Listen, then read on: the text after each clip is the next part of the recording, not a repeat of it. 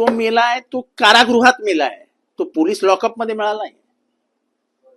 मग तो कसा मेला, किती वाजता मेला, त्याला औषध कधी दिलं, त्याला हॉस्पिटलमध्ये नेलं कधी, काही उत्तर, कुठलेही उत्तर सरकार द्यायला तयार नाही.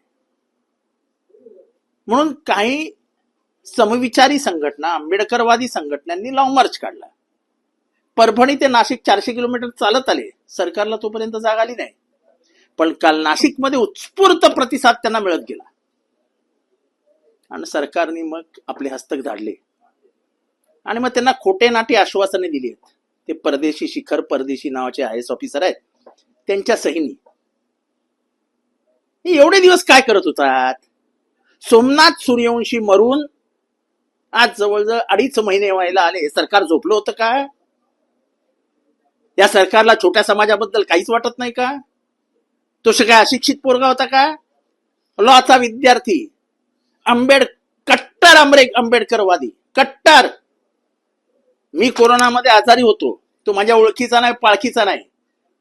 पण जेव्हा मी खूप गंभीररित्या आजारी आहे आणि कदाचित माझ्या वाचण्याची क्षमता कमी आहे, तेव्हा या सोमनाथ सूर्यवंशीने ट्विट केलं होतं आणि फेसबुकवर लिहिलं होतं की जितेंद्र आव्हाड हा लढवय्या योद्धा आहे, हा लढवय्या कार्यकर्ता आहे, ही लढाई हा जिंकेल.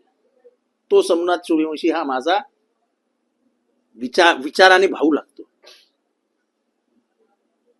कोणाला खंत न खेद, त्याच्याबद्दल कोणीच बोलायला तयार नव्हतं. आज जेव्हा मुंबईकडे आगेकूच होणार आहे म्हणल्यावर सरकारने काहीतरी उद्योग केले आणि मग काहीतरी लिहून दिलेलं आहे. माझ्याकडे ते पत्र पण आहे. आज कशी काय सस्पेंड करता तुम्ही लोकांना? आधी का नाही केले? अधिकारी गुन्हेगार नव्हते? हे प्रकरण दडपण्यासाठी म्हणून सरकार दलालांचा हस्तकांचा उपयोग करताय. आम्ही हे प्रकरण असं दाबलं जाऊ देणार नाही.